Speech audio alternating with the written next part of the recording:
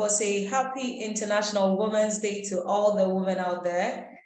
If you're here and you're a woman, I mean, of course, you're a girl, you're a lady, it's your month. March has actually been designated to women, very special.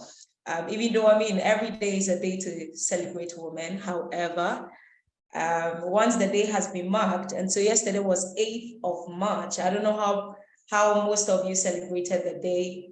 If you're a man here, I just wish that, or I hope that you were able to take the time to celebrate the women in your space, to celebrate the women that have been supporting you all through and through. If you did not do that, then shame on you. But if you did, then congratulations and then kudos to you. If you're a woman here, I hope that you spent the day in a worthwhile manner. And once again, I want to say happy International Women's Day and happy International Women's Month to every woman. Thank you so much. This is our celebratory flyer that we took out there on all our socials at West Lion Co. And then we're saying that, hey, here we are embracing equity as a form or a way of trying to attain equality and inclusivity. Thank you so much. Like I already mentioned when I joined earlier, I want to say that you're welcome. Officially, I want to welcome you to today's webinar, today's session. And because we are celebrating women all across the world, of course, we are taking the time to join in the conversation. And we are hoping that this conversation leads to action one way or the other, that every one of you who is joining now and every one of you is going to join later would be able to find the conversation relevant enough to take action after this conversation. I'm already joined by my guest speakers. I think we have just one of them yet to join us. And so we took a shout out from Fatima earlier. Lolo, can you just say a hello to us? Can you say a hello to us if you can hear me? Hi, everyone. Good afternoon. Okay. Hi, Fatima. Great. Good to see you. Lolo is on as well. Hello. Are you able to hear me? Oh, good to see you. Great. So I'm happy to be here, and thank you so much for the invitation. You're welcome, Lolo. You're welcome. I'm actually looking forward to hear the amazing insights that are going to come out from every one of you. One of our speakers is yet to join us. Ebenezer Suman is yet to be a part of the panel right now. But before he comes in, we'll definitely start the event. And so this webinar is organized by the West Lion Co. I don't know how many of you have been following the conversations we've been creating since the beginning of the year, even last year. I think the recent webinar we held was on mentorship. We had Stephen Asian giving us some experiential insights that was so exciting and so relevant to most of us. Today, we are going to discuss something that pertains to women. We're going to have a conversation that borders around women. And we're doing this webinar on the broad theme, women entrepreneurs. And we're saying that we are embracing equity and women entrepreneurs at the forefront of economic recovery. Just before we go into our specific topic for today, I'm going to give you a brief, not like a statement, but I'm going to give you a brief introduction to the organization that put everything together. So my name is Gifty Boatema, and most of you know me. Those of you who don't know me, this is me. This is Gifty. My name is Gifty Boatema, and I'm Ghanaian. And I happen to be the co-founder and CEO of the company West Lion Co. Quickly, we want to get into why we're here. Why are we here today? We're discussing on the broad topic, we're saying that we are embracing equity. In what way are we trying to embrace equity? Yesterday, all over the world, we saw on our social media platforms how people were celebrating women. There were all kinds of conversation across the regions of the world. Some were on digital, some were on so many other things. But the main focus is that we're trying to bring people together for a common cause to ensure that the world is moving towards a more sustainably inclusive world. And that is what we are looking at. Today, this conversation is no different. We're looking at embracing equity as well, and we're looking at women fronting economic recovery. I don't know what you have in mind. I don't know what you are thinking, but we have experts here who are going to be helping us. I think one of our speakers is caught up in the, let me see. I'm trying to get Mr. Isuman to join the speakers. Please give me a few minutes.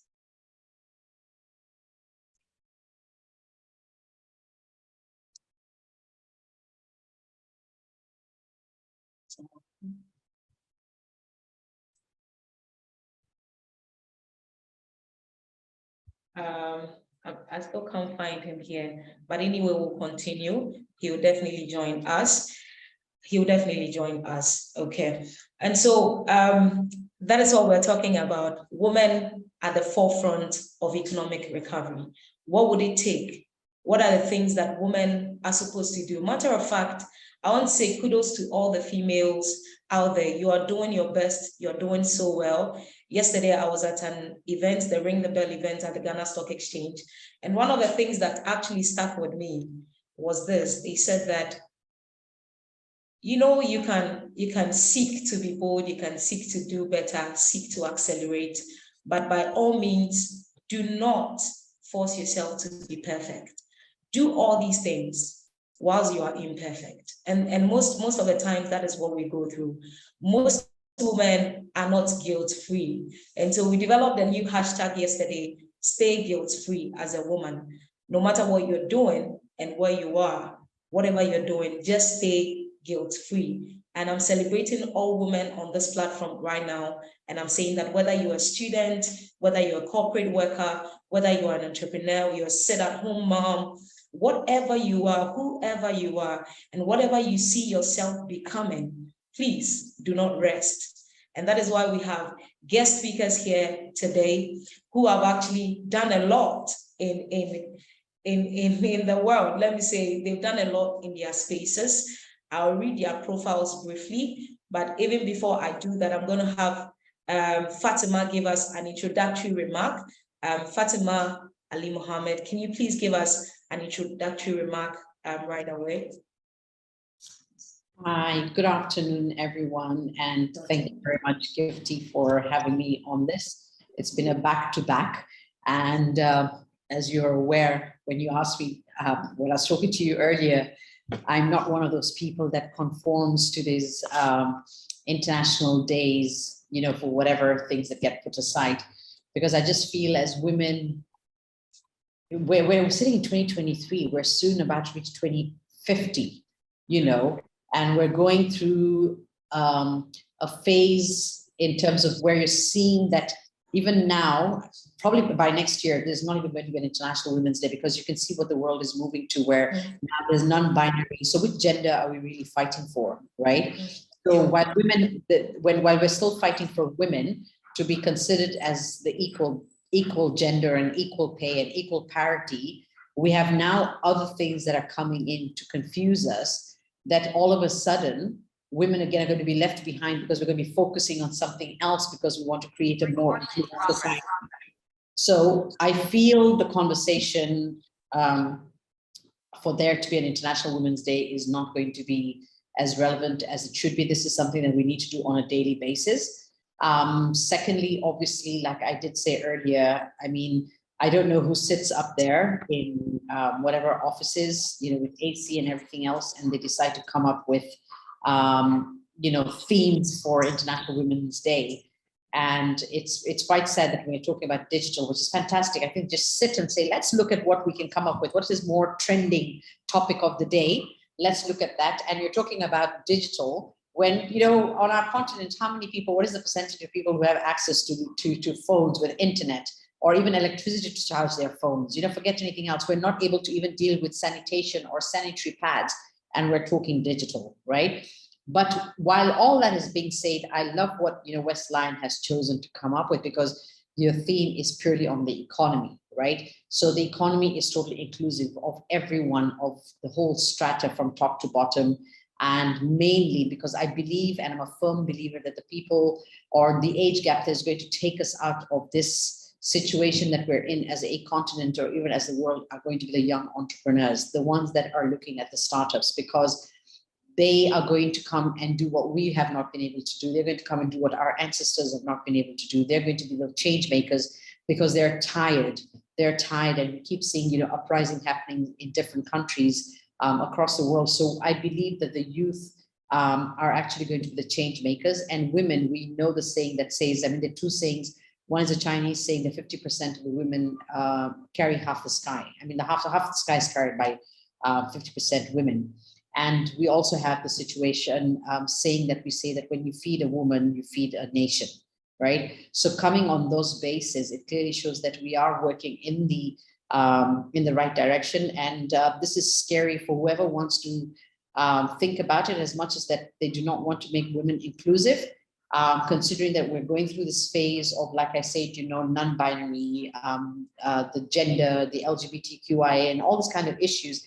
There is going to be a reduction of men. So if women want to celebrate, please know that you're going to be the bigger population in the coming years, because it seems every man wants to be a woman. So, you know, these are conversations that we need to take into account, because as we're saying all these things, it's important for startups as well when they're talking about innovations. What is it that we're looking at? Who are we addressing? Who's the target audience, right? Now, the topic I've been asked to speak on is on the funding and startup funding. I think what we need to understand is that we're not only having an issue when it comes to just the funding part. There's the money gap. There is which is equals the funding gap. There's a revenue gap. There's a wage gap. There's a lending gap. You know, so we're basically at the bottom of the ladder on all this, right? So we can't just say it's only about the startup. It's in every aspect that there is a gap, but it all equals to a financial gap. Now, very quickly for the audience, you know, I know that this is something a lot of people may not know, and what I love to always do is always touch on things that are happening, just to bring reality to the forefront, because it starts helping us to think differently. I don't know how many, and this is just a question for those who are listening, and also for you, Gifty.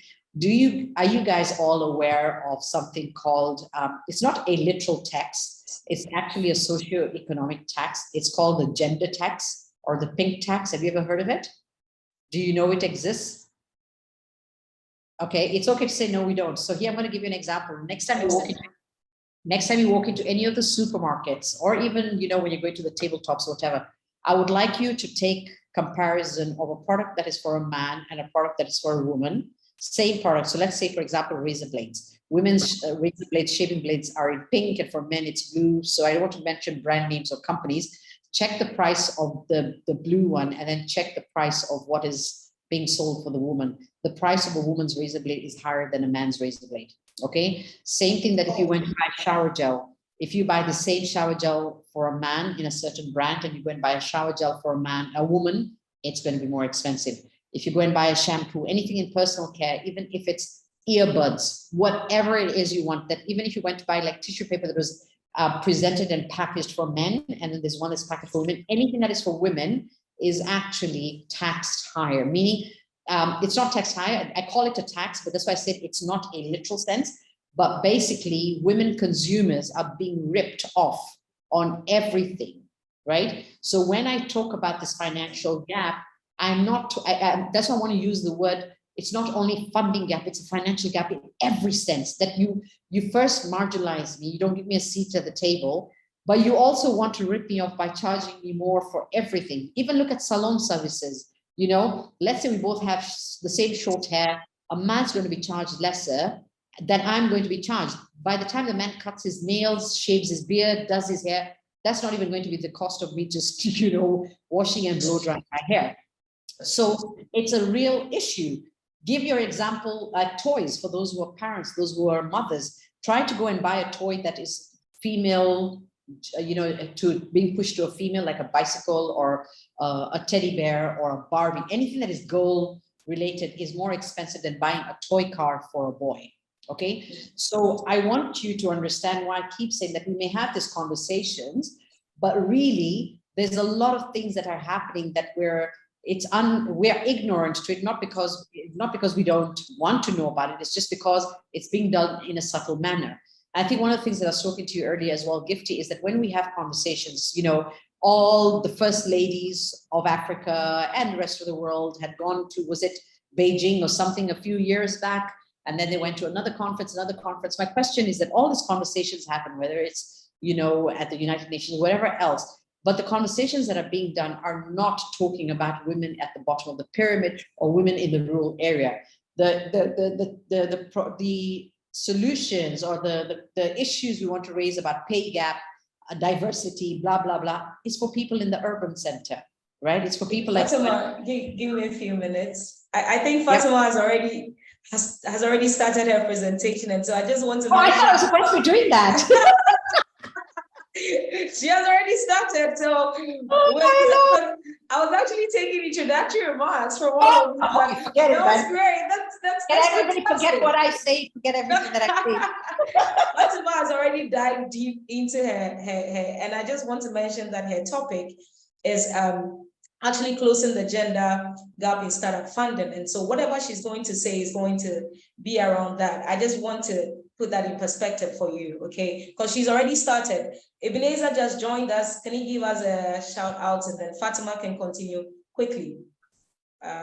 Let's say Suman, if you're here, can you just say hello to us? To continue? I'm so sorry. No.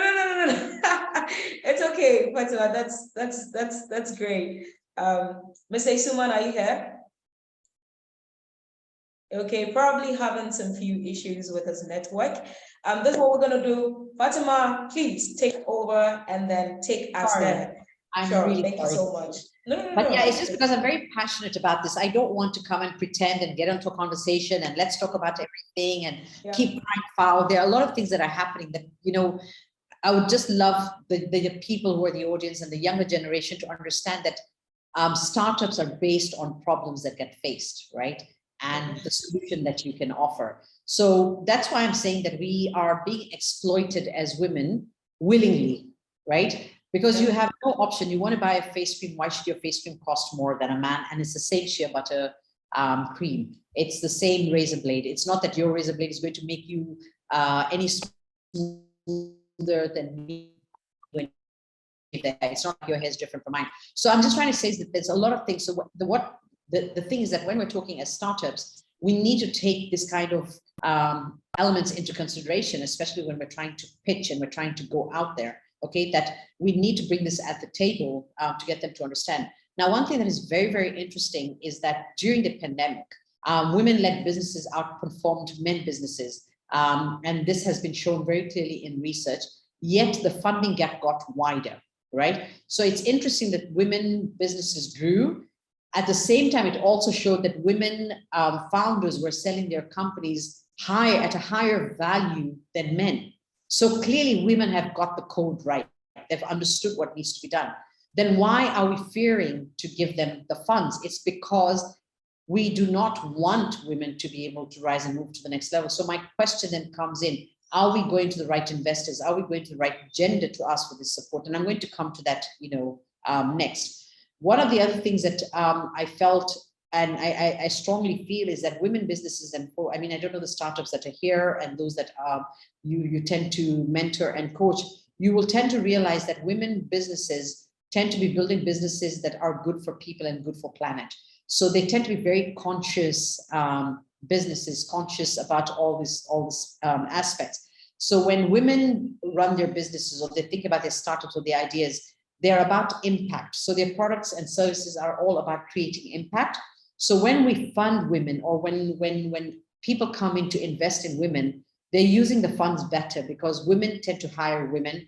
And then the products and services tend to always perform better. And they always are more inclusive, unlike other startups or products or services that you would see that if it came in from a male perspective, women tend to be more inclusive. So what we're seeing is that when you tend to create finance for women, the finance that we're looking at is actually a social funding.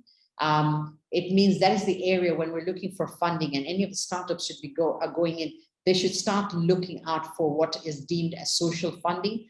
Then your typical VC, venture capital, or equity stake.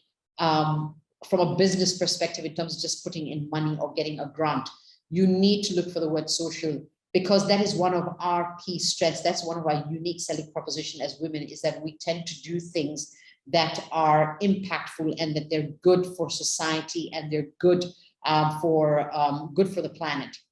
Now, one of the other things that we've seen, and research has shown this, whether it's the World Bank, the IFC, there's a lot of research that has come out, even banks conducted researches, even within the continent, that when you lend women and you fund women or you invest in women, you're guaranteed a return of investment. You're guaranteed that your funding is also going to come back. You're guaranteed that your loan is going to be returned, because they're the best gender to invest in. They do not run away or disappear because they feel that they have a lot more to lose, especially women who have children, women who are married.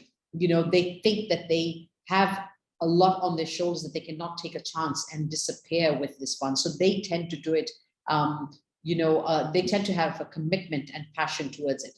One of the things that we find as a challenge when it comes to funding, and I'm sure a lot of you might have come to this, I do not want to take the name of the institutions, but we have various institutions, various foundations that support various projects with women and the youth. And we see them, doing a selection. They come in and they say, okay, we're going to run a cohort, or we're going to run an incubator. They pick around, 40, 50, and out of that they select, 5 or 10 who they feel have pitched and are going to be able to get access to the funds.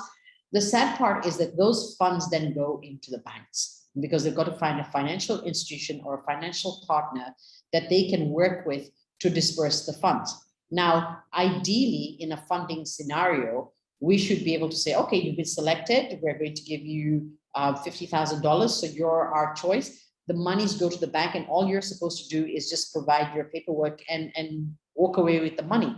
But that's not the case, because now as we go to the banking sector, we realize that the bank is again evaluating you, and they're wearing the lens of looking at you as how they would look at as a typical bank loan receiver. So they scrutinize you, they put you under this lens, making it very difficult for you to get those funds. So it becomes another challenge that you have gone through this whole pitching, you've gone through this whole evaluation already, and the person who is saying that, yes, you are the person I intend to give you the money, comes in this gatekeeper who says, no, we're not going to give you the money because you are not matching up to what we think you should look at. So we're seeing that also becoming a challenge now in terms of not just the funding, but even access to the funds.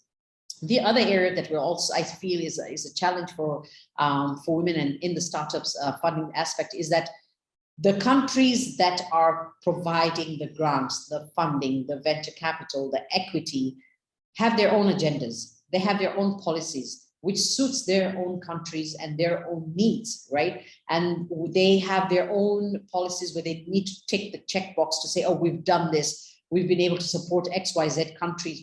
We've been able to create this many jobs, So it does not necessarily mean that that is wrong, but it also means that you could be going in and in your own perspective, you think you have the best of the best idea. But if it's not tying in with what they are looking for within their nation's policies, then that also becomes a deterrent to get the funding. So one of the things that I would appeal to startups is that when you are going to look at any funding, depending on which country that you've heard it's coming from, whichever donor agency that you've heard it's coming from, please go and read up on those countries and try and find out what are the areas of pillars or sectors that they intend to support. Are they looking at agri? Are they looking at climate change? Are they looking at health? So that by the time you're going in to prepare your pitch, you do know how to skew your presentation to meet the needs of that particular grant so that you don't get rejected at that time. Then we have the other area which comes in with corporates, and corporates now even more so want to be seen as doing good. And I'm sure all of you know that corporates are now working on what we call 3 Ps, which is people, planet, and profit. Obviously, businesses are all focusing on profit first, people next, and then planet. But what we're realizing is that if you are coming up with any big idea, as long as you focus on planet first, you have more of a success right now, because the new thinkers, the new investors are looking at sustainability. And sustainability can only come when you are able to say that you are taking care of the environment that you're going to be investing in. So that has become a big thing. And that's why, if many of you have not heard about ESG, which is the environmental governance that is coming in, it means that a lot of funds are not being given to organizations that are not able to prove that they are taking care. So I would mention, for example, cigarette companies or alcohol brewing companies. They have not been allowed to be given the right to say that they are ESG companies, because they create the poison, then they go and take care of everybody else and say, oh, we're supporting, health institutions, we're taking care of this many patients. So the rationale of the ESG is that you can't poison people and then think you're coming to take care of them. So for those who are looking at funding, that's another area that you need to look at, is what is the current needs of the investors that are investing in you? What is the current challenges that the economy is facing that you're in? Is it poverty eradication? Is it poverty elevation? Is it sanitation? Is it climate change? So that whenever you come up with a solution, you are able to get funding based on it matching the areas that they're looking at helping. Because you've got to understand that at the end of the day, as a continent, we are the food basket, okay, to the first world.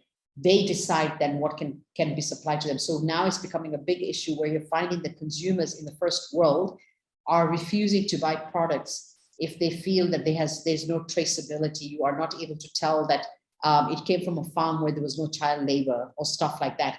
So it's very, very important to really get yourself attuned with the things that are happening on an international space before you come in with the big idea that is going to take care of our people. Yes, we need African solutions to African problems, but we also need to understand that the funding is not coming from an African investor. So it's important to take that into play, because when you get these things right, the gap becomes lesser. I'm not saying that the gap is going to immediately go away, but once you get the trick right, it becomes easier to sell yourself. It becomes easier to get into this funding. Now, ideally, we all know that there are two types of funding. There's the private funding, which accounts to around 14%, and public funding, which accounts to 86%. But the way the world is shifting, and more so for us on the continent, is that we're seeing a lot of startups are now addressing more of societal challenges. Okay. We're looking at issues that actually affect our communities, our societies, our families, our children, things on a wider basis. So because they're societal, we know that they can transform the economy. So for this, it means that now anyone looking at funding, you're going to be geared more toward private sector funding, because that's where the money is. And these are the people who need to be seen as being doing good. So you will see a lot of corporates, again, I do not want to mention names, have been doing a lot of stuff when they talk about corporate social responsibility, which is referred to as the CSR. I call it cosmetic social responsibility. And the reason I say that is because a lot of times the intention is not because they want to do good, they want to be seen good, they want to take photographs, they want to get PR articles to be seen as that they're doing good, rather than saying instead of CSR is CSA, that it's about corporate social action, and saying that we are a part of this. Now, during the pandemic, we have seen a lot of transformation happening. We're seeing a lot of businesses trying to change their thoughts to say, okay, how can we move from plastic to paper? We're looking at ideas of how can we save energy. So there's a lot of that happening, and we're seeing funding going into those kind of areas. We're seeing things that are going into clean tech, anything to do with clean cooking, anything to do with taking care of the environment, planting a tree for a tree, anything that's in the agri space that is, again, about sustainability. We're seeing a lot of things in the health space. So again, it's very important for startups who are looking at funding to understand the environment that they intend to play in. I don't know if a lot of you follow Bridget. Bridget Drivers online on LinkedIn. You should look at them. They tend to tell you every single day. They have maps of all the fundings that are being given out, and they will tell you in which sectors, which spaces. It's very, very important for you to keep abreast of what's happening. And this is in Africa. We're not talking about outside the world. We're talking on this continent by country, you will know what's going on. So you know then, before you go in putting in ideas for the funding, you need to know whether you have a competitor in that space. You're able to map, you're able to understand where are these opportunities. So it's again very important for you to get attuned in that area. Now, one of the challenges that we see is that when it comes to funding, whether it's venture capitalists, whether it is the Shark Tank, whether it's private equity, whatever else, fundraising culture has been for very long inhospitable to women. And research shows that investors are more likely to invest in male-led startups, and that is a fact. And that's why we're here talking today, to see that how can we try and change, changes this wave.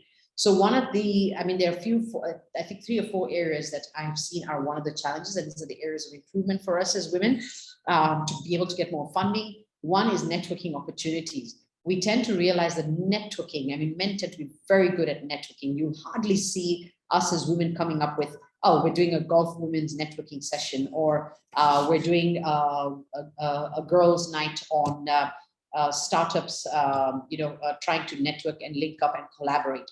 It's always a men thing. So it always tends to be very male dominated, especially also in the tech space. And men tend to have more connections. Men tend to use their connections better than women, because with women, we still haven't created that affinity to say, how can we collaborate? How can we work together? What can I do in my startup that your startup is not able to do? So let's do a SWOT analysis. Is there something that we could work together so that what you're good at, I can take on, and what I'm good at, you can take on, so that it becomes easier when you're going to look for funding. The other area that we've seen, and this is having worked with quite a few people like, AfriLabs and Pitch and Mest, and that there seems to be a trend where the pitching is also different when men tend to present pitches versus women presenting pitches.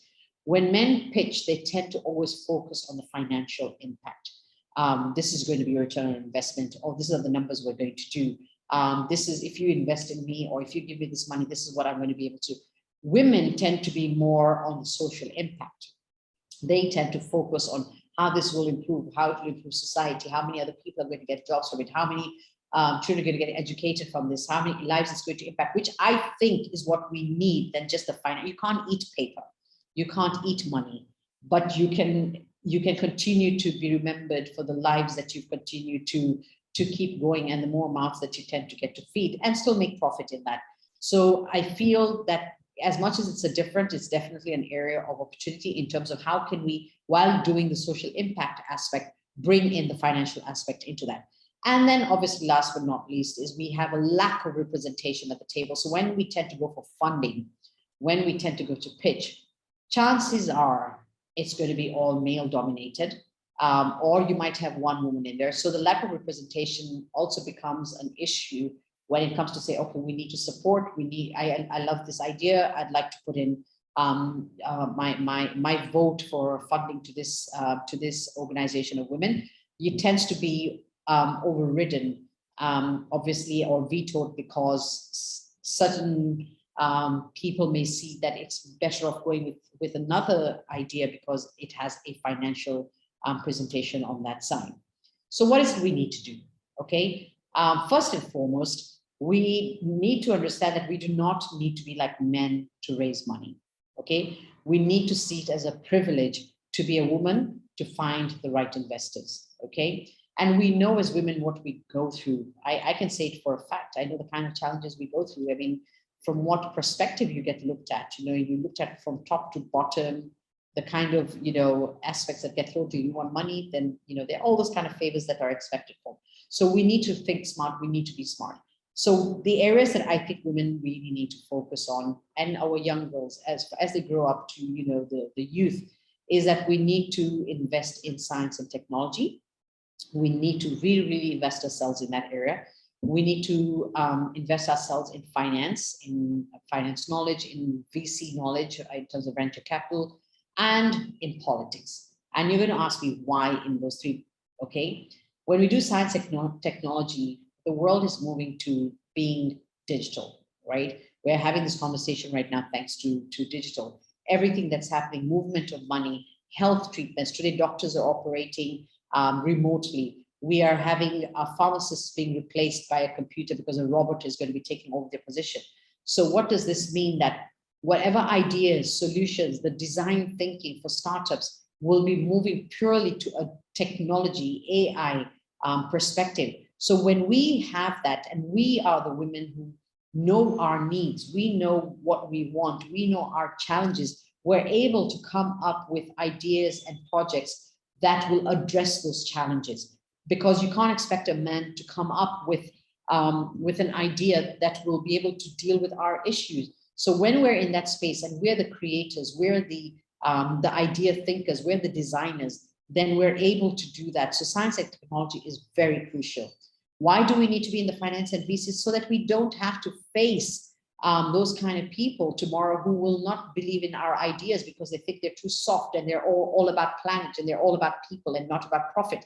So we are able to know that I have a good gut feeling about this business and I'm going to support you because I know when I support you as one woman, it is going to support another 10 women. So we need to understand the game of financing and funding and venture capital. We need to get into that.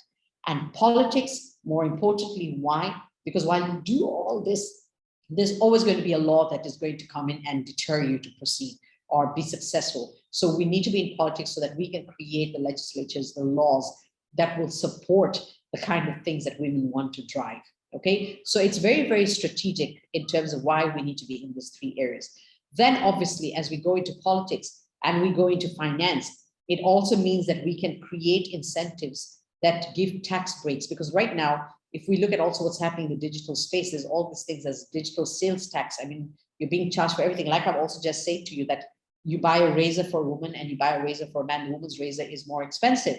So we need to be able to come in with certain policies that give relief to women. We can look at repurposed agricultural policies. We can look at trade-related tariffs that are women supportive. And my most favorite area when it comes to the funding part is startups need to start looking at how can they leverage the continental free trade, this whole new aspect of borderlessness. I have a friend, we call him PK, and from Nigeria, and this is one thing that he continues to talk about is borderlessness. We need to understand that there is such a huge market there. We're talking about 1.6 trillion people or billion people. What can we do with them? How can we reach them? How can we even reach 2% of them? Okay, so we need to look at when we're going in for funding and we're looking at what is the big idea, how we say that we are going to transcend out of Ghana or wherever else that we're at. Where do we see the market opportunity? How many of you have been able to calculate the total market, available market, and out of that, what is the share of the market that we're taking? Because these are some of the challenges that we see when we tend to have a challenge, and looking at equitable solutions for those kind of fundings. So in very quickly, because I know my time's coming up, if we're looking at funding, the areas we need to focus is the kind of skill sets and connections that we're bringing to the table in terms of our networking. We also need to agree to know what we don't know, and that's okay because that's where collaboration comes in. Collaboration is key in terms of success for funding.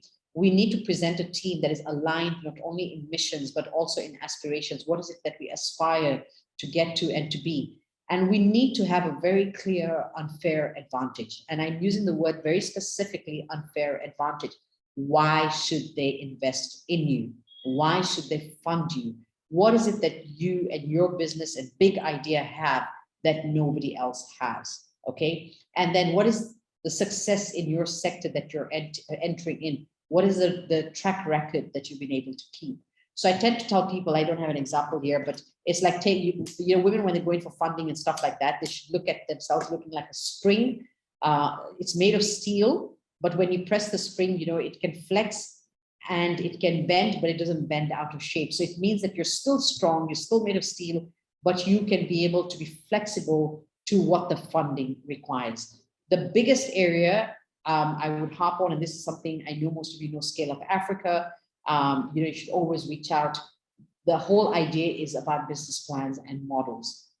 And we feel a lot of startups tend to have a challenge in that area as well. So not understanding which business model to take, which kind of business plan to present so that when you're asking for this funding, you do know the nitty-gritties of the business that you're looking at. So what I'm going to say in summary is that we need a new type of startup funding that's more accessible and removes opportunities for bias. So I would like to, I'll put it on the chat, but there are two areas, two companies you could look at, which are specific for women. These are crowdfunding for women. They support funding specifically for startups and also existing businesses that are running. And the beauty about it is they're all focused on Black women. Okay, because we know that this right now we're really being very intentional in wanting to push our agenda. So one of them is I Fund Women. I keep talking about this at every talk that I go to. One is I Fund Women, and the other one is Fund Black Founders. Okay, these are two crowdfunding platforms that are working very close to close the funding gap. And I'm sure if any of your startups and you Gifty are able to reach out to them, sort of engage and find what is it that you could do, you will be surprised at the kind of opportunities that exist there for women. So, yep, that's all I can say. The gap will still be there. We just need to be very innovative in terms of playing smart in how to get it. Thank you very much. Thank you so much, Fatima. I'm sure that our audience are giving you a virtual applause right now, because that was a lot in just a few minutes. That was a lot, and it wasn't sugar-coated at all. I love the fact that Fatima just goes straight to the point, and she's saying that the gap is still going to be there. It's just that we'll have to find innovative ways of making things happen. She mentioned that we need to find ourselves on the table, and there are specific areas that has, some influence in making these things happen, like the politics, and women need to enter these domains, politics, digital, whatever it is, whatever the thing is that you want to do. Listen, you have to be bold and go in for it. And it's that time where women need to be in spaces, because we need to be able to create the advantage for the other women coming up. And if it is not there, we have to make it happen. And so we need to go forward. Fatima, you said a lot of things. Fatima actually mentioned a few platforms that we could access. She mentioned that there were crowdfunding platforms for women. She said, I Fund Women.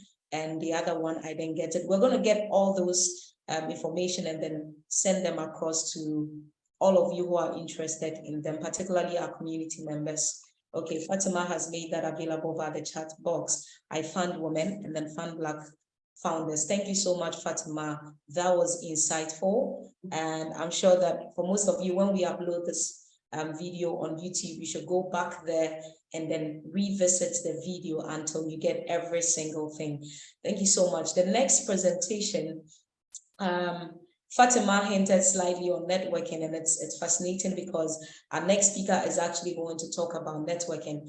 But just before she does, I would want all the speakers, please, if you have questions, please put them in the Q&A space so that we could read them out. Fatima said a lot. If you have some questions for her, I've had some of you sending me personal messages in my my inbox, and that's fine. But if you want Fatima to answer any question right here, please use the Q&A button. I would ask every speaker to show their video. I would want to take us a quick, more like a short, because we want to put it out there for our people to know, okay? Yeah, I see Lolo, Fatima, Ebenezer, thank you so much. Okay, so there's like taking a short moment. Are we ready? Everybody, like, okay. All right, okay. All right, so I'm done with that. Thank you so much. Ebenezer, can you say hi to us? You didn't say hi. I mean, you're muted. Yeah, hello to everybody. Good, fantastic.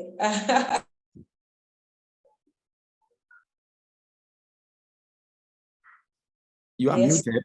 Can you hear me? Yeah. Good. I was speaking to Lolo yesterday. Oh, Lolo, thank you so much for joining this afternoon. You're welcome. Thank you so much. She's joining us all the way from, where are you now? I know you're always at Botswana. I'm from Botswana. Botswana. And are you there right now? You're there right now. Okay. So she's joining us from Botswana.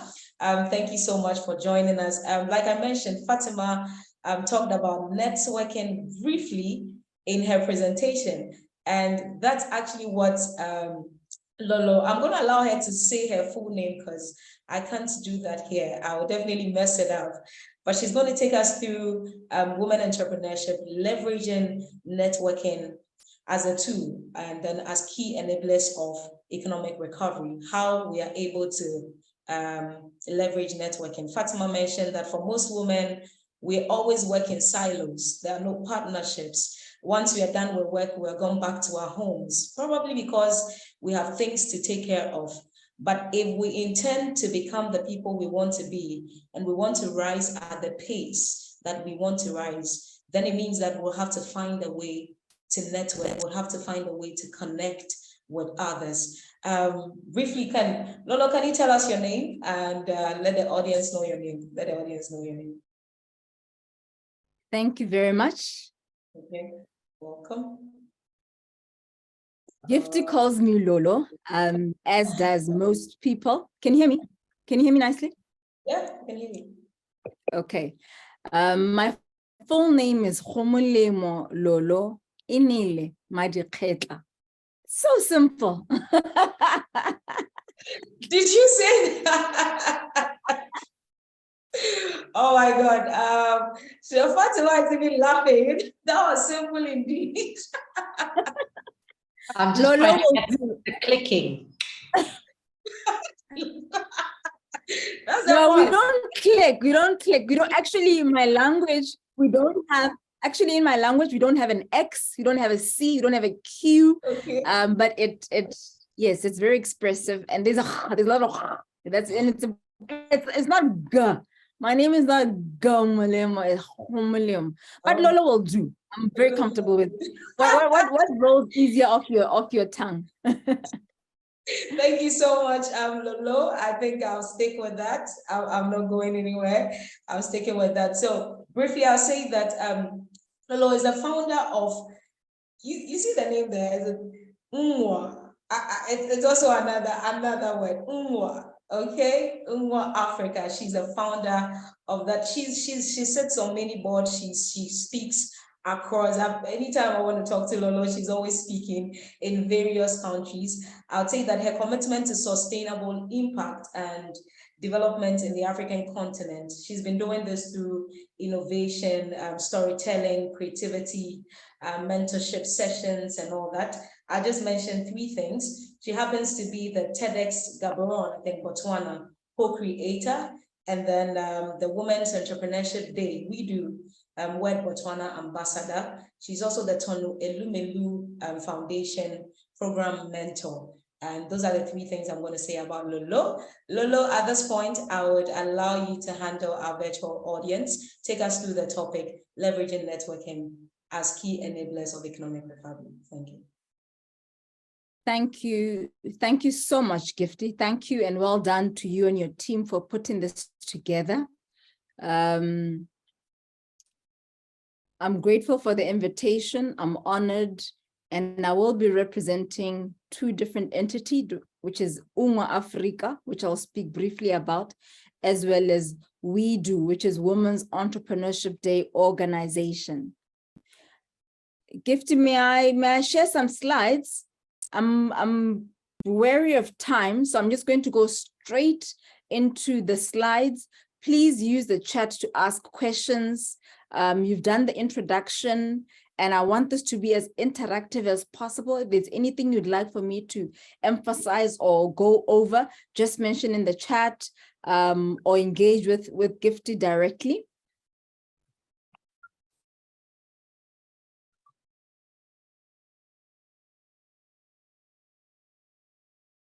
So Gifty, you did say it right. It's Unwa. Unwa is actually a verb of Botswana origin. It means be fruitful, grow, and multiply. I'll be speaking about the 21st century network, which is how I've coined today's very, very short chat. Like I said, let this be as interactive as possible. And I'm honored that this is us commemorating the 2023 International Women's Day. And I really like what Fatima said earlier on, that the world is evolving. definitions are changing, lines are blurring. And with so much change, it's important that we also evolve. But in our evolving, we don't lose our own individualism, our own identity.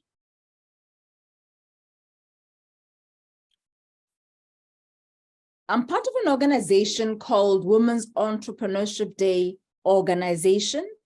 It is headquartered in New York, founded by an amazing woman. Her name is Wendy Diamond. And I want to start at this point because this is an organization that has leveraged the social or the digital platform to build a movement across the globe, now with actual representation in over 150 countries. I'm honored right now to be the Pan-Africa Global Ambassador, which means I get to work with incredible women leaders from the different countries across the continent, all addressing the issue of poverty or prosperity creation through entrepreneurship, through all sorts of activities and initiatives. But what it does is that we engage sometimes without having met physically, right? So we are a community, but we depend on the global infrastructure to build us, to bring us together, to allow us to work on projects, collective projects. I'm very excited. Gifty is in Ghana, and we were working with an amazing team, collaborating with another organization.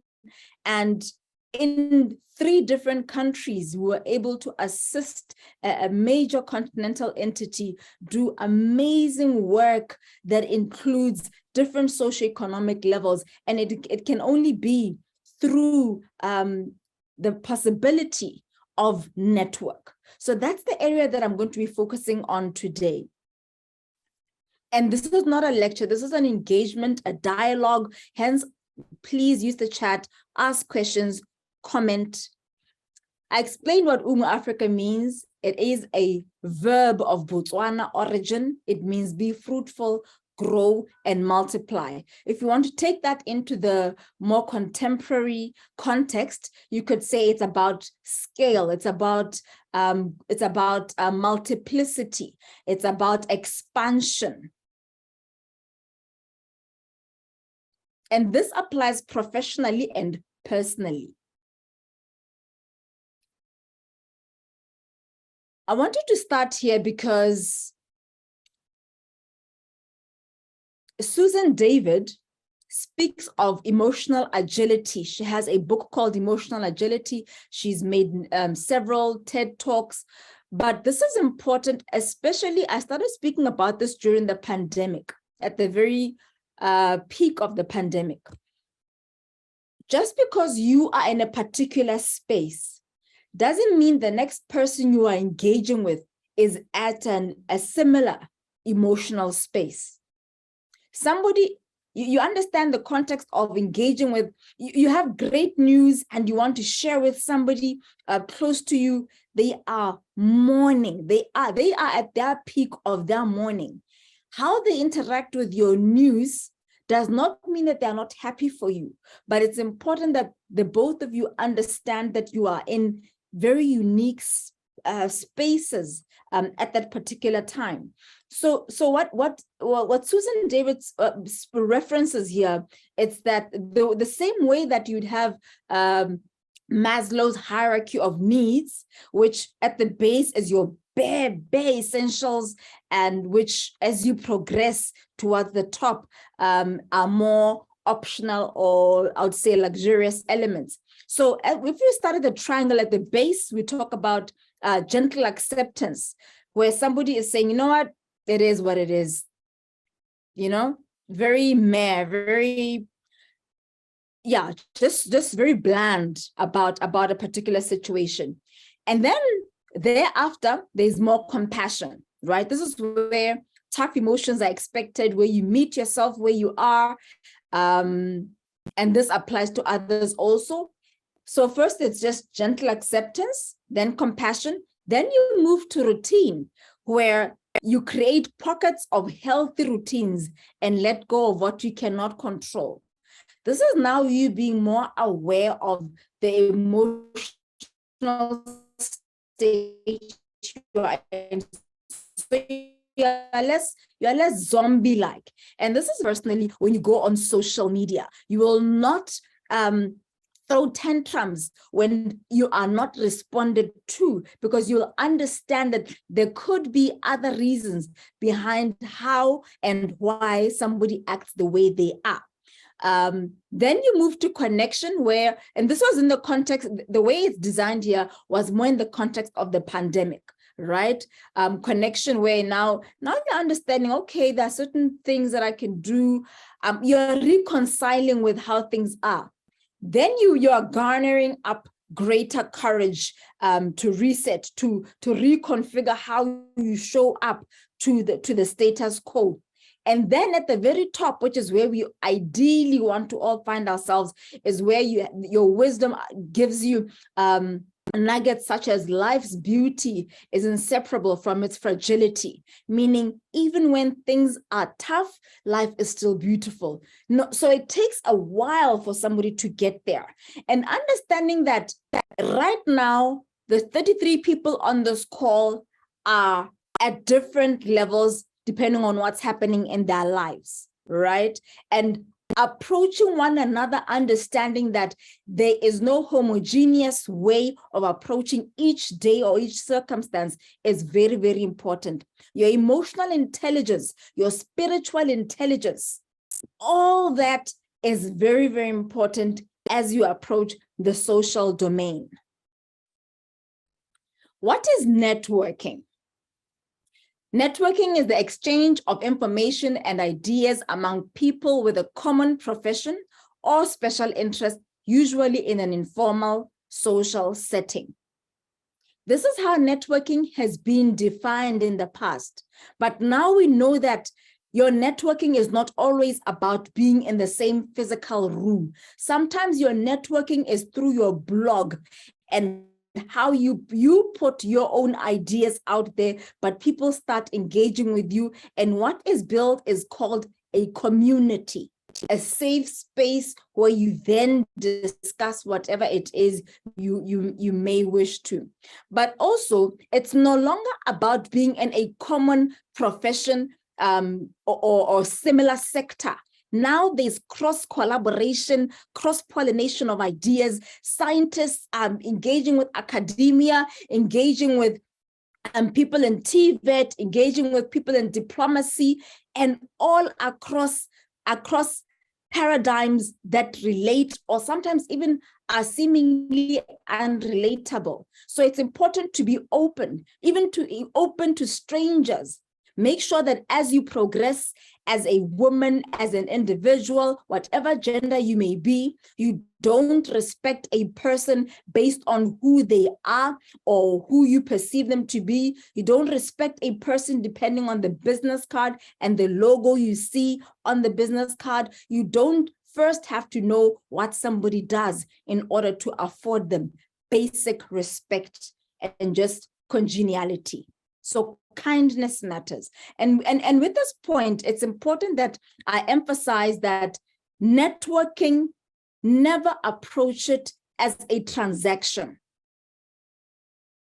Don't approach even this platform right now, the chat box, use it for engagement, not only to get something, but also ideally to find a space and a way to contribute. So networking is not transactional, it is relational.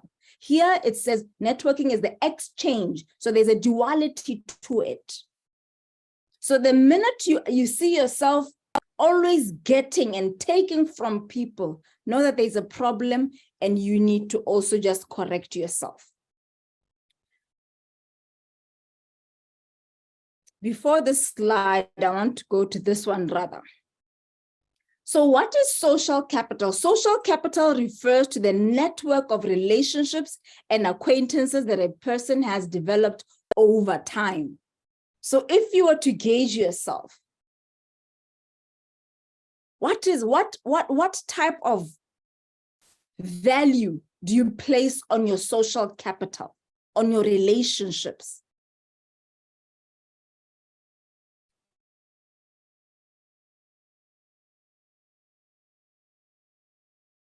I'm going to touch on 3 different types of building your social capital.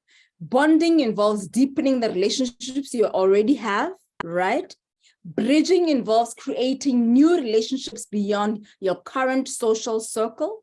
And linking involves creating social relationships with leaders or government officials to leverage their power and influence. This is just 3 out of others. So you're an introvert, you're not about doing cold calls. There's no need to bite your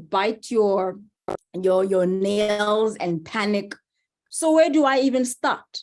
First of all, start with who you know. Start where you are. Start with the people you engage with regularly, you see regularly. Is there somebody you pass and miss an opportunity to actually just ask, how are you? And pause enough to give them space to answer, as opposed to fleetingly asking, how are you, while already on your way? Because when you do that, you will get passive responses. You will not actually get an opportunity to build a connection and a community. Start with who you know. Be open to meeting new people. Seek out opportunities. Fatima has just shared I believe two or more opportunities regarding funding after she laid a great foundation that should be the very routing that you use to fine-tune your pitching and to access funding. Seek out opportunities, be curious, ask questions. Not only that, follow up. Beyond following up, stay in contact. And staying in contact does not mean encroaching into people's privacy and perpetually engaging with them in a way that seems a bit awkward. What's important here is that you stay in contact periodically, whether it's after a couple of months. If you say you'll follow them up after a month or 3 weeks, do that. Be known for your dependability and that you are a person who keeps their word. And there are different ways that you can engage and network. And this is by making presentations, sometimes proactively, right? Webinars, engaging in webinars such as these, creating videos, attending events, creating events, sending out emails, engaging via email, meetings, as well as just basic conversation. I'm going to breeze through some of these slides, so I won't go through everything. We will be sharing the slides with Gifty, so you should be able to get a copy, but most importantly, access this via her YouTube page. And understand that social media is not just a trend, it is much, much more, right? But just on itself, it's not enough if what you want is to engage in business. Social platforms can help you connect with your customers, increase your awareness about your brand, as well as boost sales and leads. Now, social media will assist you in building trust, authority, as well as showing your brand personality. Now I've moved away from you as an individual, but more around the brand or the business you represent, mainly online. But it's important that you also have a solid plan if you want to engage, but also anticipate that people will engage with your brand from very different perspectives. Some will want to attack your brand. Have you done the scenario planning to say, if people write in this way about our brand, this is how we are? Or are we going to be emotional and allow people to, because now our defense is down, totally disarm us? So it's important that, once again, to bring in your emotional intelligence when you want to talk networking and the social media space. These factors simply show the ranking of the global ranking of social media platforms across the world. Facebook, well, this is in millions, right? Facebook the most, followed by YouTube, WhatsApp, Instagram, WeChat, TikTok, Messenger, and so forth. Are those the platforms you are? Do you find your brand on those platforms? But also what's important is just because the numbers are high, that should not be the only thing that determines whether or not you are on that platform. What's important is, where are your customers? Do you know your customers? Have you done thorough research to understand what they prefer, how they shop?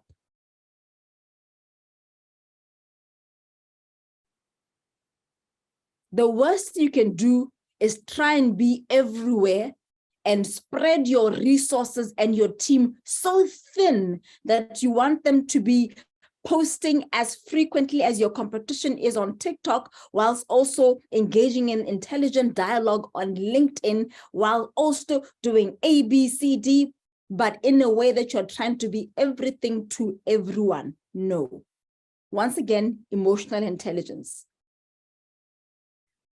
Just to give you a bit of context, as of January 2023, there are 4.76 billion social media users worldwide.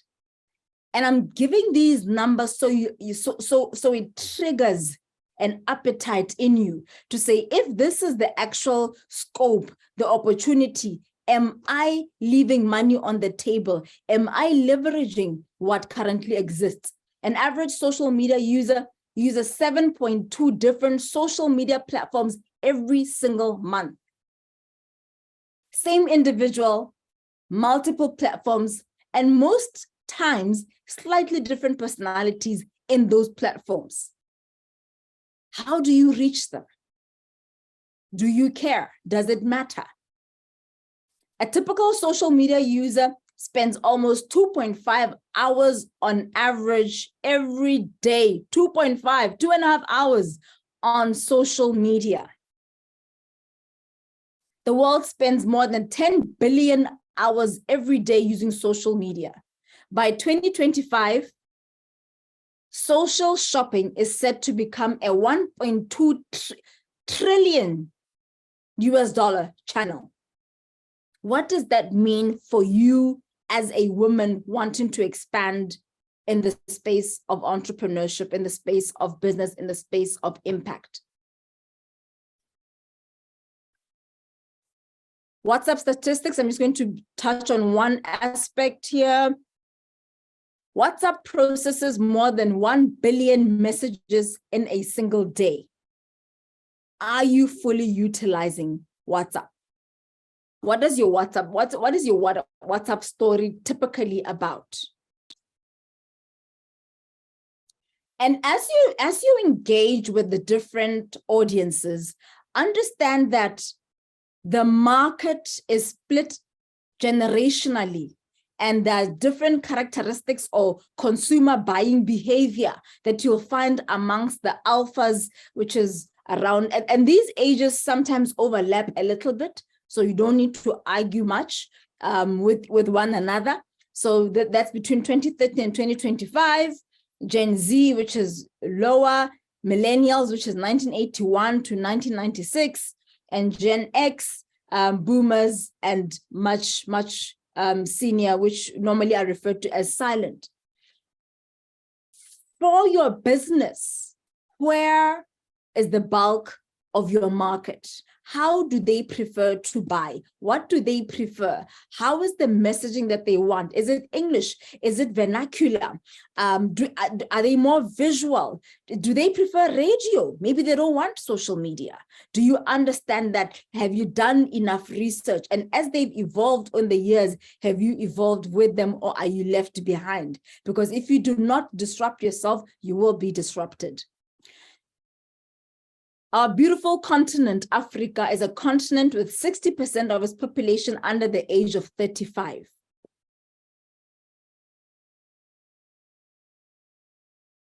I'm pausing here because this fact is very, very important as you progress. If that is the majority of the continental market, how does it affect the manner in which you package your offering? The language you use, the narrative you use? What are the preferences of your consumer?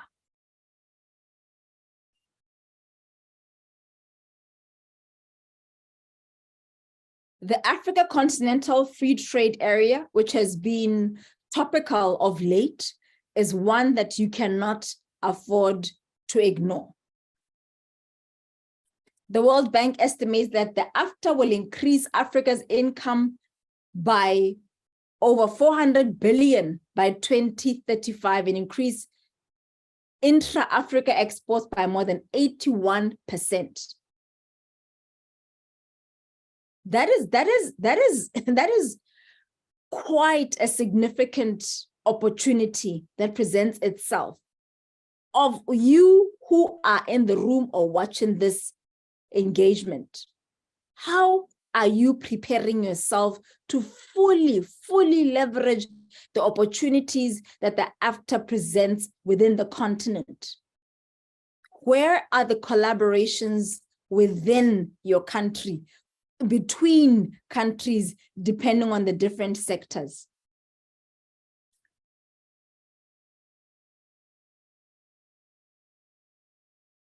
So you want to participate in increased networking via the social media channels, understand what people mostly go to the different platforms for.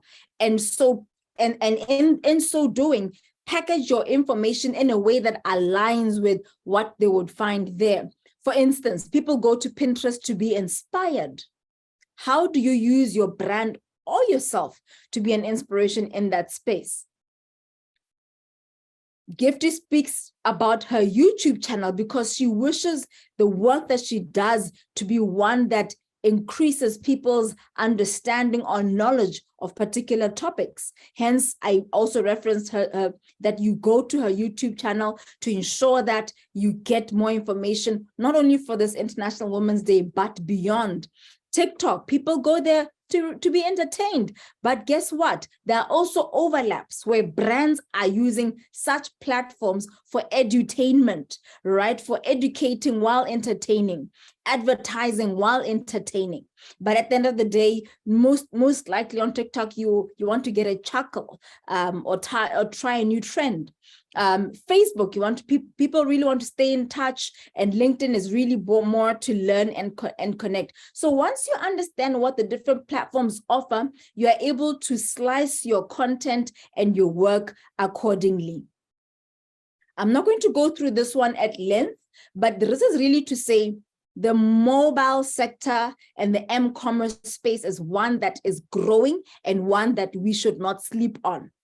What and how mobile phones support the business activities of women women micro entrepreneurs.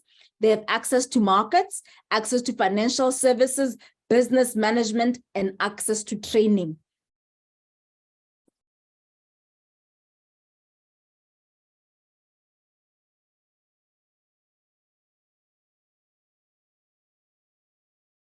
I thought I could see participants, but I forgot the setup that Smart Gifty has used. I can't see participants. I was going to call somebody. But this is to say, when I see an email from Gifty, what is my immediate disposition? How do I feel? Am I semi-irritated? Oh my gosh, what does she want? Am I looking forward to her information because it always carries robust knowledge that can always help me? Or is this a boss who wants something and finds a way of triggering me somehow because there's a lot that I'm piling on? When your friend sends you a message. So I want this, as you look at the slide, to say, when I send my messages out and I'm networking, what sentiments without somebody overthinking, what sentiments immediately come to surface? Is it somebody being excitable because you are being helpful as usual? Or are you asking for something as usual? How are you positioning yourself in the minds of people around you in your network? We are told that your network is your net worth. How do people, how are you perceived? How are you received as a brand, as an individual, as a company, as a name?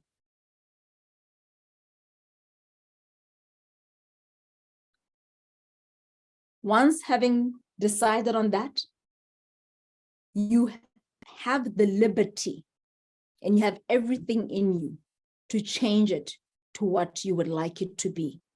You cannot control how you are perceived, but you can make an effort towards how you would like to be perceived, especially in the area of contributing. And sometimes contributing is, how is it that I can be of assistance? I finished with my workload. Can I give you a hand?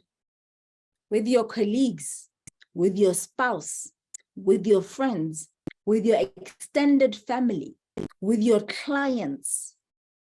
When they hear from you, without looking at the subject, what is it most likely to be about? I pray that in 2023, as we leverage technology, we leverage innovation, we will be remembered and known for our compassion, our care, our speed and responsiveness, our dependability, and the value we bring.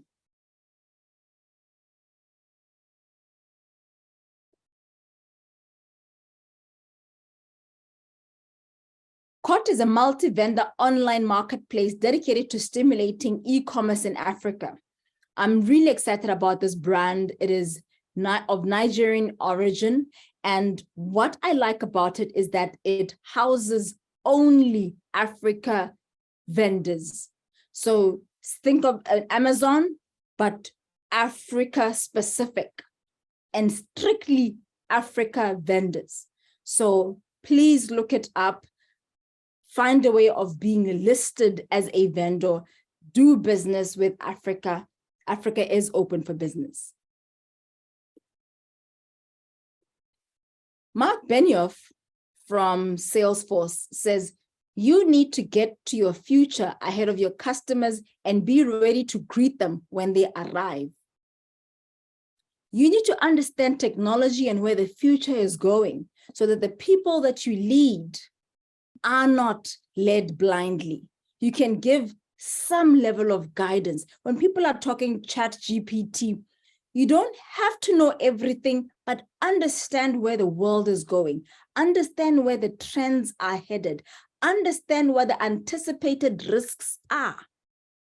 Your value should be that you help somebody solve their problem.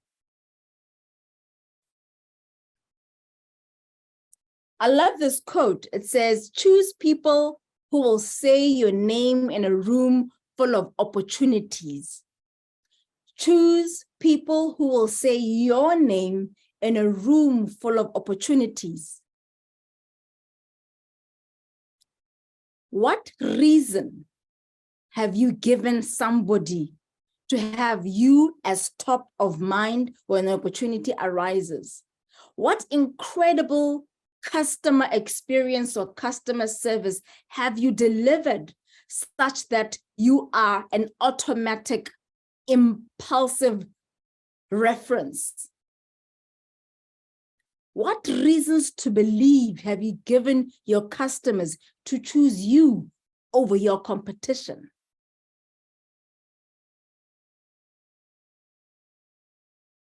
How many people's names are you mentioning in rooms they are not in for opportunities aligned with them? May this be the year of increased generosity amongst women across genders and across generations.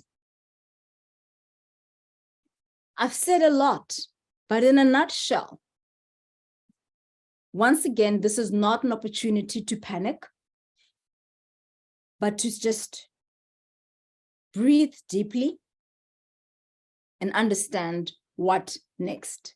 What next is that you invest in insight.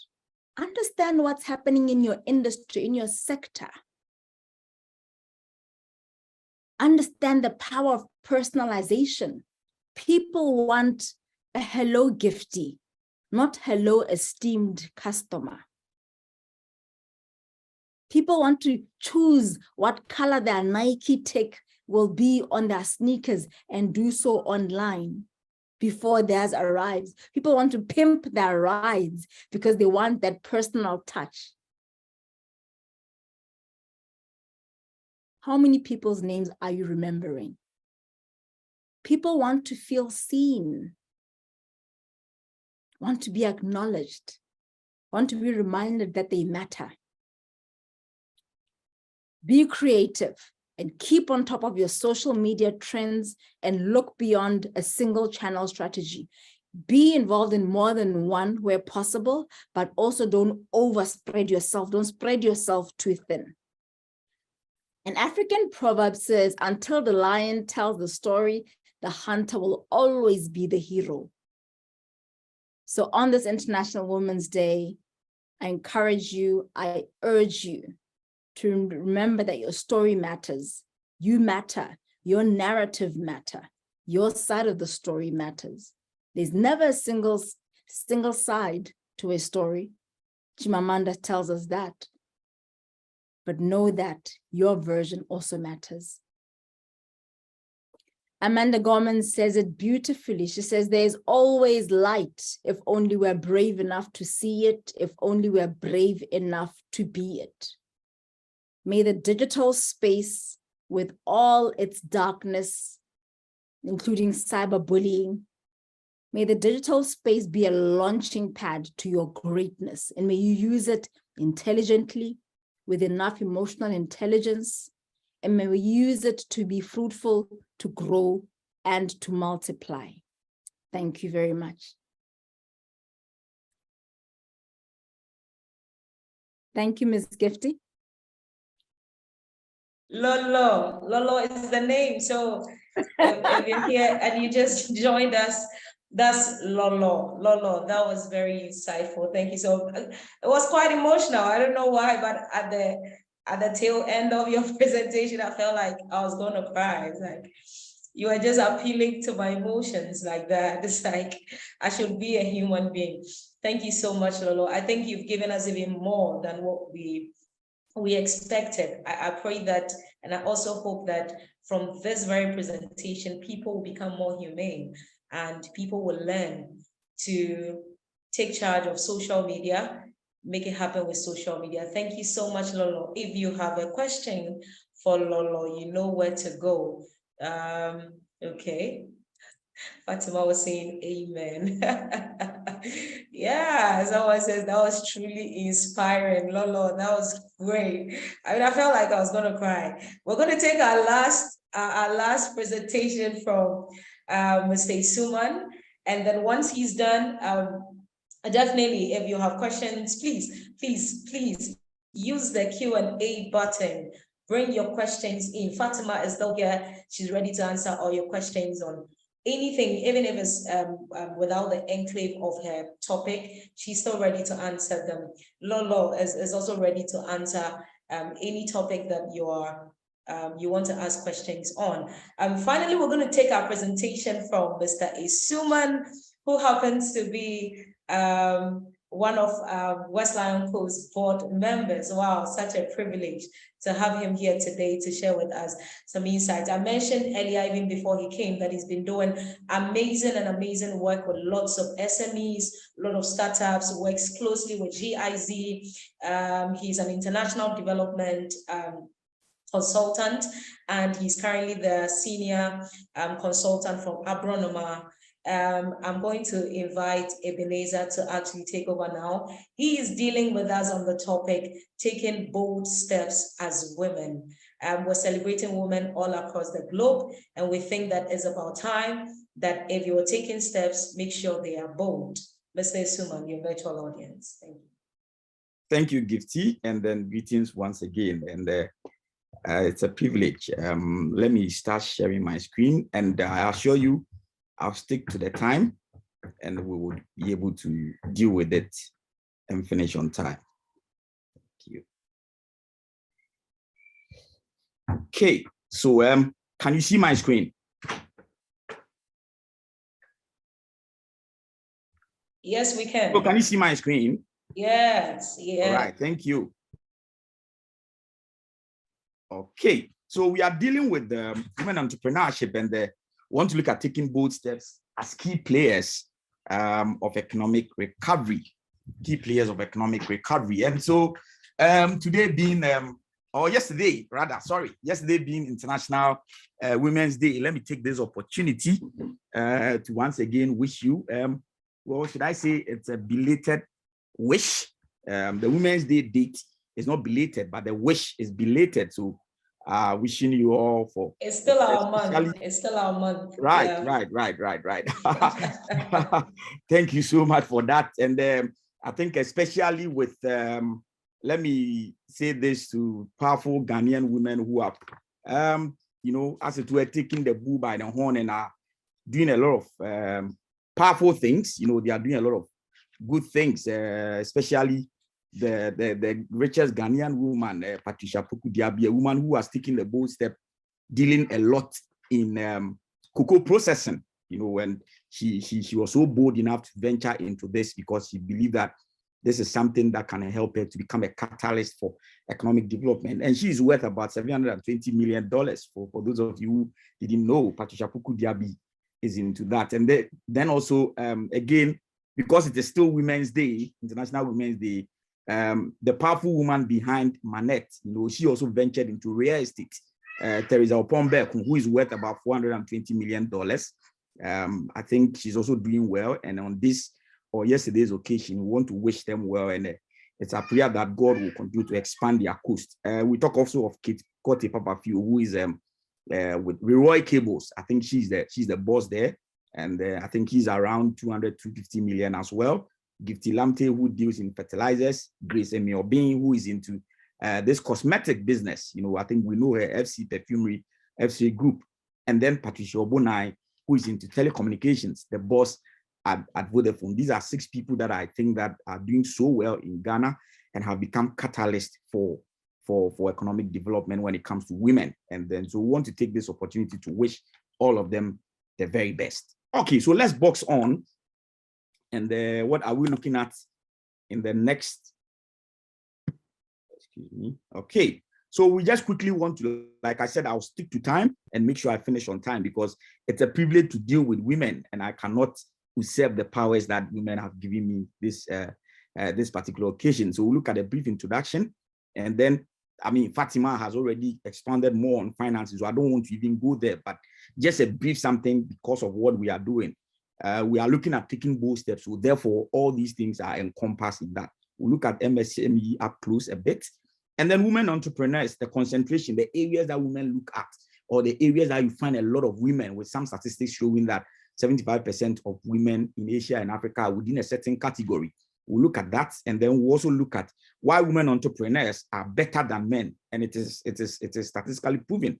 And then we'll look at the way forward as key players of economic recovery.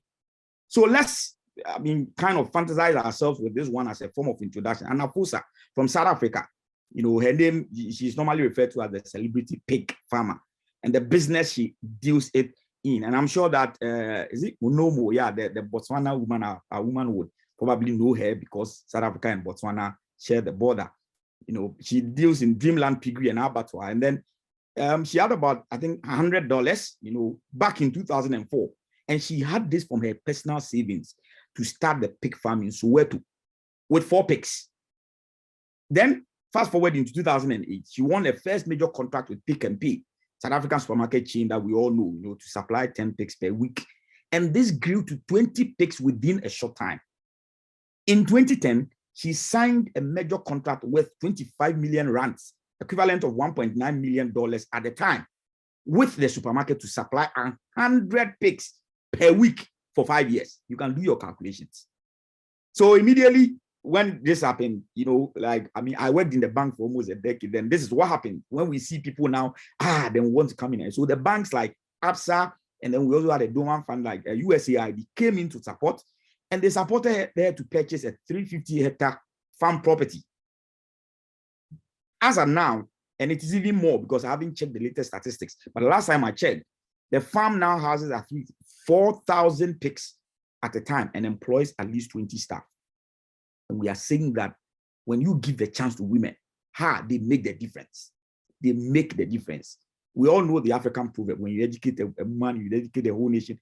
It is real. This woman began $100, but she skyrocketed and gone. So this is something that I just want to pep you up, that you can take that bold step and help us all to recover the devastating effect of COVID-19. Let's also look at Bethlehem Alimu from Ethiopia. She, with the company or the business, is also Rebels, which is one of the most popular and fastest growing African footwear brands in the world. And what is special about her is a collection of eco-friendly footwear. She makes them from recycled materials. And she has sold across 50 countries. That includes USA, Canada, Switzerland, Japan, the heavyweights. She's been able to sell to them. And guess what? With $10,000, which she raised from family and friends, when you trace the woman's background, a very poor background, but because of the venture, because of the business plan she had, because of the idea she shared with family and friends, they were able to come in to support. And it was possible for all family members to pitch in their contribution.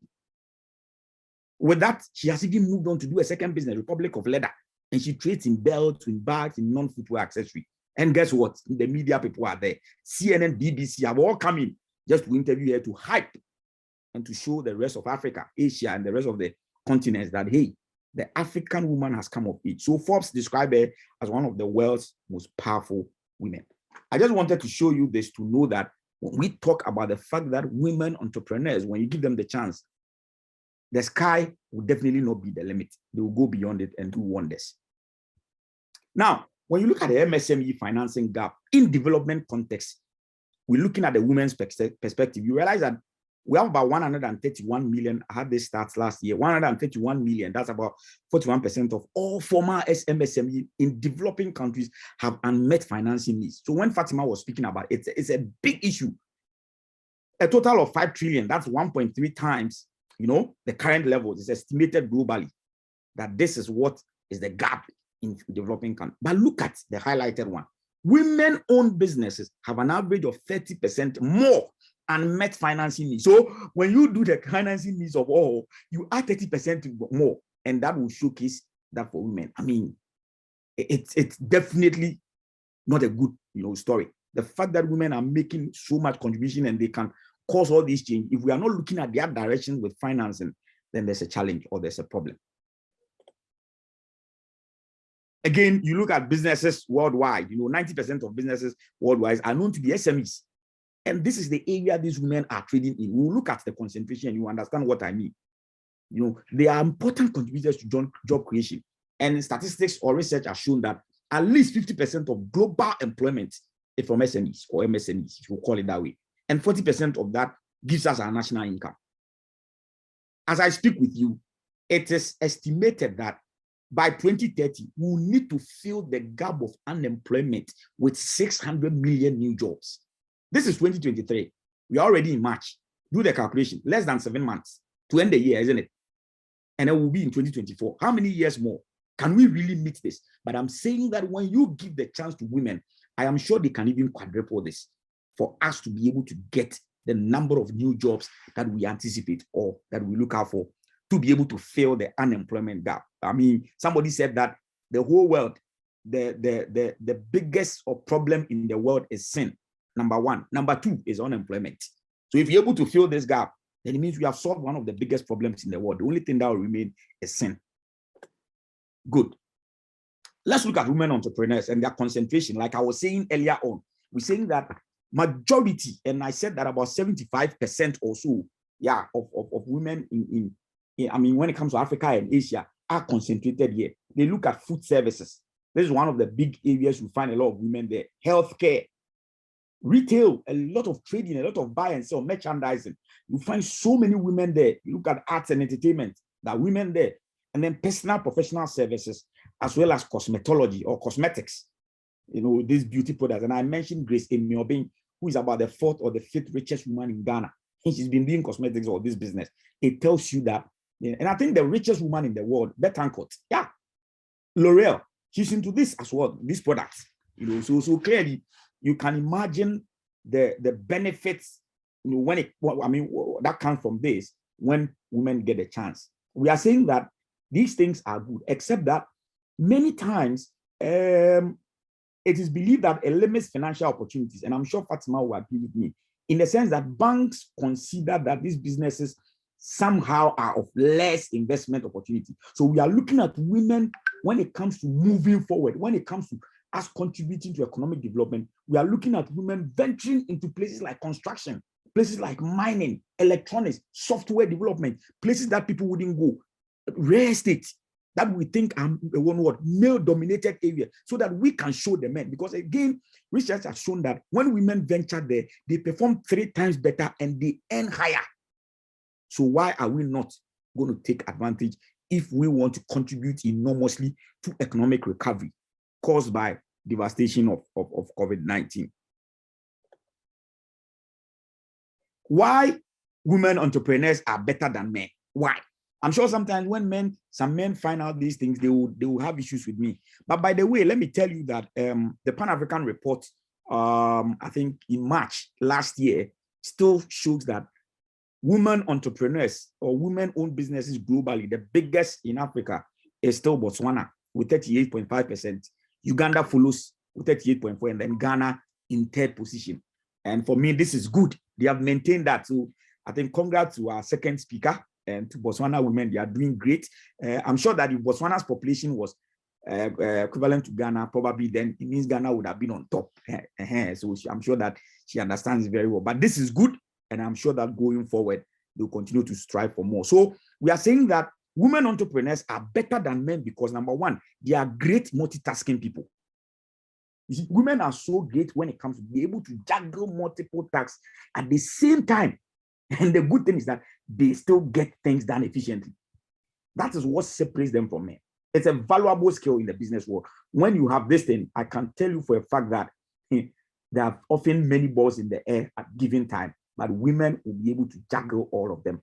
That is why we are saying that women entrepreneurs are better than men. Number two, they are better people skills people, or they are better people skills managers. They are able to do this very well. You know, one of the reasons is that the women are better than men because they always are able to develop new skills. They tend to have better relationship. I think when our speaker was talking about networking, I said, yeah, women are better than men. And when it comes to this one, it's a no-go area. And that is why we believe that when women get a chance as entrepreneurs, they can do better. They are networking professionals. When it comes to networking again, they are ahead of us, men. And that is also a fact. Because women can easily establish relationships, easily. Sometimes I ask people, when you are going to board a commercial vehicle and you go there and the driver's mate is a female, there's another vehicle close by and it's a male. Which one will you board if you're a male? Every male told me they will enter the one that has a female. You see, it's amazing. They're able to magnetize, they're able to attract, they're able to, so when it comes to networking, they are super. How they can exchange discussion, how they can exchange chats, how they can speak with you, how they can initiate conversations. Women are always at the forefront. They are, again, better communicators. Yes, men can communicate well, but women are better. That is also a fact. Better communicators all around. You know, they help them to get their point across effectively all the time, and always also ensure that there isn't a lot of miscommunication in the workplace. When you have women there, you can be certain, you can sleep, close your eyes, and be sure that the woman at the top there will make things right. I don't know why it happens that way, but this is a proven fact. Also very detailed oriented. She won't just get up and say because the money is this amount for the company, we go by it. No, they will go deep down to check and be sure that indeed all the A's have been crossed in the middle, all the I's have been dotted, all the T's have been crossed. And that is what. And you see here, I said they are risk averse positively. Risk averse, they are afraid of risk. Yes, somebody say if you are afraid of risk, you cannot make. No. You see, what happens with women is that they want to probe further and be certain about things before they venture. They will not just step their foot into the water. What if it's hot water and it burns them? They want to be certain. And most of the time, when they become certain, they perform. And research has proven that women are risk averse in a very positive way because all the time they're able to. And then last but not the least, they are great delegators. They won't take everything to themselves. They would want to delegate so that others can also help them to perform. And for me, this makes them so special. This makes women businesses become special. And when you give the opportunity to women, they will cause a change. Now let's look at the way forward as key players of economic recovery. What's the way forward? You look at the African proverb. He said, if you educate a man, you educate an individual. But if you educate a woman, you educate a nation. Number one, I say that there must be portfolio diversification. Women must do well to venture into other so-called male-dominated areas. And I mentioned it already, like mining, like software development, like anything technology, construction, electronics, agribusiness, real estate. All these areas that are some way, somehow believed to be men-dominated. Because when women, research has shown that when women go there, they perform 3 times more, better, much, much better. And so for women entrepreneurs to move us to economic recovery, becoming key to this process, you must diversify your portfolio. So you can be in cosmetics, doing cosmetics, but we are saying that you should still venture into this. You should still venture into much more different areas. You may not have the skill, but you will always be able to get people to help. And when you do that, definitely you become a catalyst for economic growth because you are going to give employment to other people. Then the second one I spoke about is strategic partnerships. And I'm saying that you can't do it all. You must form alliances and unions which will enable you not only to exchange ideas, to expand or anything, but it will help you to be able to secure funding. And the funding, I'm talking of both traditional funding and alternative sources. I mean, when I work in the bank, I always ask questions. Why is it that we say we want to help people when they are into business, but we don't want to help startups? In the bank, we have risk departments, but bankers or banks are the most risk averse in the world. We fear risk, but we have created a risk department. We don't want to help startups. But if you have a group, you come together, you partner with others strategically, you can form that alliance, and therefore banks would want to come to your aid and they want to help. So create strategic alliance or partnership that can help you, propel you to become a key player of economic recovery. A third one, I said, sign up with the hubs. Look, these hubs have become, it's wonderful. Now, this is the ish. This is the thing.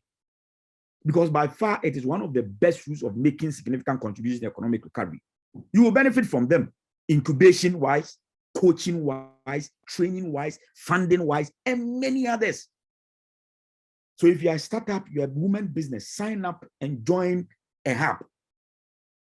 I can tell you that these days, a lot of these development partners, donor funders, would want to give funding money to hubs rather than giving them to individual SMEs. So that is why even during business pitching competitions, they want to see hubs organizing these people. So all the SMEs that will come are SMEs that are coming and representing various hubs, because they believe that you would have gone through the process, incubation, you have gone through the training and coaching and all the things that you need, and you'll be able to present yourself well so that they can give you funding. A calculator in the hands of a fool is always a dangerous machine.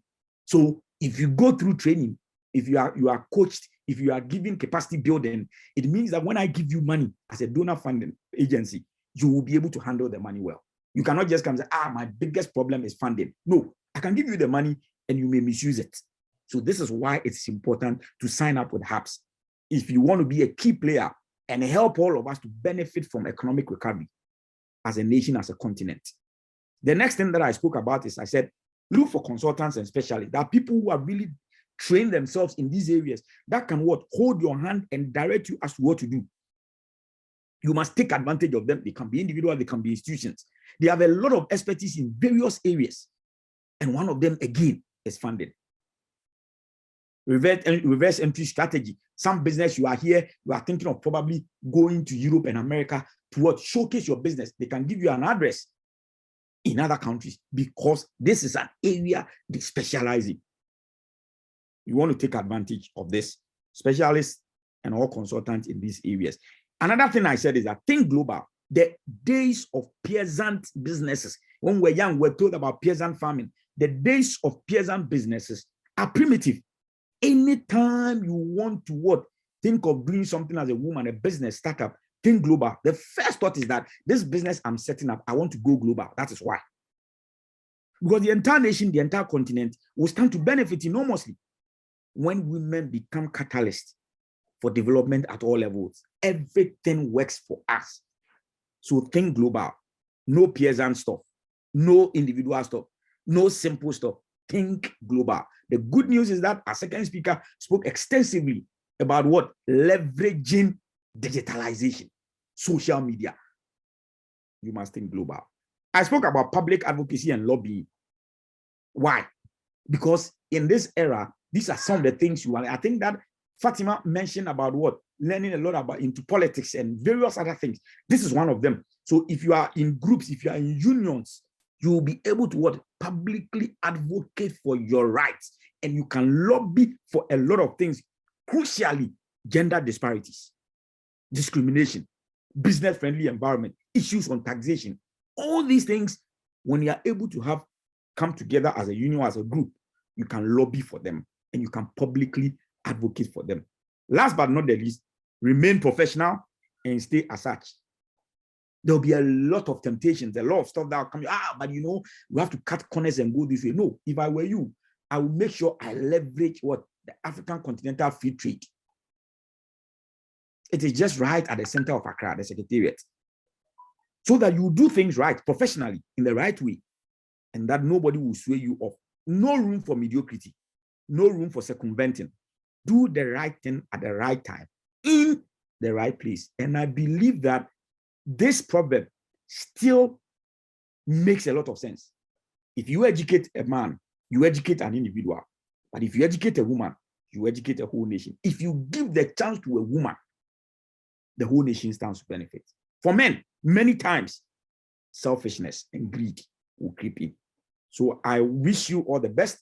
And it is my hope that as you venture into this area, as you start your business, as you move on to the second phase, the third year, the fourth year of your businesses, you will leverage this and you will excel. So that at the end of the day, you will become a key player, a catalyst for economic recovery.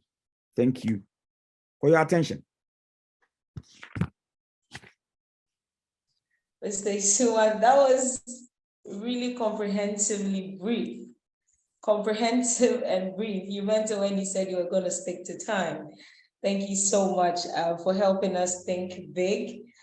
Thank you for bringing us insights that consolidates what Fatima and Lolo has already told us. We're so grateful.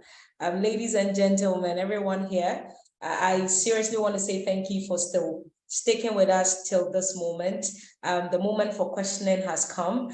Fatima is on the line, Lolo is on the line, Ebenezer is on the line. I'm going to give the opportunity to any of you who would want to actually ask your questions by speaking out. Kindly raise your hands and then I give you the privilege to talk to the speakers directly. And so if you're here and you want to say something, ask a question by speaking out, please just raise your hands. Let me see, show by raise of hands, and then I'll quickly give you that access to the platform. Okay. So you can see a sign there like this. It's more like this. If you can see that and you want to use that, please quickly do so.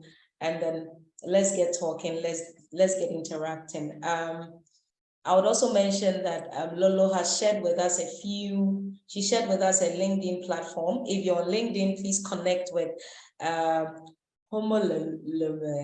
connect with her. You will see her on LinkedIn. She has shared the link. Fatima is also on LinkedIn, very active for that matter. Fatima is very active on LinkedIn. Mr. Isuman is on LinkedIn as well. Yes, I'll use this opportunity to say that if you are not on LinkedIn, then I think it's one of the platforms you should also consider as an entrepreneur. Comes with so many opportunities. And so if you're here and you don't even know what LinkedIn is about, please reach out to me. I'll explain it to you. Go to your app store, download the LinkedIn app, and then register, sign up, and be a part of it. It's a professional space that accelerates the growth of its members. And I think it's one of the best out there. Please connect with all our speakers on that platform. I'm still waiting for someone to raise their hands. I haven't seen that yet. Okay. Okay, that's fine. That's okay. Fatima, we haven't had any questions yet coming in. Lolo, we haven't had any questions yet coming in. But I would want you to, do you have any other thing you want to say to us from the presentations the other people said? Fatima, yeah. Oh, okay, I was going to raise my hand. No, Okay. it was so good to listen to Lolo. And, it's very interesting. Lolo and I are friends on LinkedIn. And we've never like really put face to face. So it was really good listening to her. And I've always known about UNWA. So now to be able to put the face to UNWA now is a great thing. And Ebenezer, I was like literally floored when it comes from a male perspective, being able to carry out the data specifically on women and being able to showcase that. So, I think both of them, what I loved about Lolo is she's clearly highlighted, networking. Now, my background, my strength is actually marketing and strategy. And that's what I do. And I work on branding. And that's why the African brand warrior, because I believe one of the biggest challenges that we have is that as Africans, unfortunately, well, a lot more here. I'm from Kenya. I'm a Kenyan. And in Kenya, we believe made in Kenya, buy in Kenya, something against South Africans are very proud of as well for things from South Africa. But when you come to this part of Africa, in West Africa, the further something is from, the more we appreciate it, which is really, really sad. And it actually works also in inverse that we produce things for export markets and we make sure the packaging, the quality of the product is like top notch. But when we're selling it to our own people here, we sell the crappiest of things. Really sad because I also sit in as the chair of the agribusiness sector at the AGI, now the immediate past chair. And one of the things, I've been talking about, I think 5 years ago, I spoke to a conference and I told them, guys, we're focusing too much on cocoa, and cocoa is going to be taken away from us one of these days. And for all of those of you who know, China has started producing cocoa. They did their first supply of 5,000 metric tons, to Europe, to a country that produces the best chocolates in the world, Belgium, who have never seen a cocoa tree in their backyard, right? And now there's new legislation that is coming in, and the legislation now says that by 2025, I think the US is not going to be procuring any products that do not have tagging, where you're able to tag it right down to where the source is, which farmer it came from. Now, in Ghana, we do community purchases. So you have people buying, whether it's cocoa, it's rice or whatever, and then they take it to one buyer. It's all given, the person exchanges money and then it moves on. So you really can't do tracing to the whatever. So one of the challenges I've given everyone is that, are we going to sit there and just be like China and all of a sudden, oh my God, somebody is growing cocoa now? Because apart from China, I think New Zealand has started growing it as well, or one of the other countries. So technically, we're soon going to become irrelevant. And what they're pushing is that their cocoa does not have child labor. In Africa, child is not labor. It's part of the business. You're part of the family. You have to learn how to toil the soil. So it's not like we're using you for child labor. This is, you learn to take over the business. We train you to do this from the age of 4 to 5. So there's a different cultural mindset in that. So the question then I'm asking is that, do we have to cry about it? Or do we see the opportunity that we have 1.3 billion people? Technically, I think we have 1.5 because we're not registering everybody that is born. So let's say 1.5 billion people. Even if we sold to 50% of that, we're talking about 5.2 5.3 million people, if they could have a cup of cocoa every single day, why are we worried about it being sold to the rest of the world, right? Now, why am I giving this example is because I always wear the lenses of being an optimist, and I believe in opportunities. I do not believe in, yes, there's a lot of negativity. There's a lot of things that we need to cry about as a continent, but quite frankly, there's nobody coming to save us. We need to get out of the colonial mindset. Even though colonization is gone, we have a colonial mindset that we're still stuck with, and we still feel that we have fear and we're not capable of. So all those that are listening here and all those people that are part of your startup community, I just want you to know we can do it. Find the problem, find a solution for it, and leave the rest to people like us who can be able to find ways to raise that fund and be able to get in there. As long as we have a can-do approach and we think of the continent first, the solutions are here. Thank you. Thank you so much, Fatima. Thank you so much. You mentioned some disturbing stuff, but I think would lots of scary things happening out there. I'm sure with time, maybe we may have another stuff so that we can really explain these things to the people. Lolo, would you say some final words to us? Thank you so much. I think there was a hand, one of the panelists. I'm not sure if they had a question. I think that was Fatima. Okay. Okay. Yeah. My final words would be, once again, just a reminder that when it comes to networking and relationships, ensure that it is not transactional. Go in there. They say to be the most interesting, you need to be the most interested. Stay curious, care about what is happening around you, and really place care at the very heart and fore of what you do. I spoke about the after. Don't let this be headlines that you don't get involved in. And when you see something, ask yourself, how is it that I can participate in this? Where am I in the value chain? And value chain optimization is very, very important, because you need to understand where you want to derive value, where you want to participate, and understand that you cannot all be producers, but some of you are excellent marketers. Know your strengths and know where and how to apply them.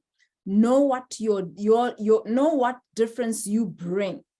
And that is going to be how you even negotiate your worth and your value in different scenarios, in different spaces.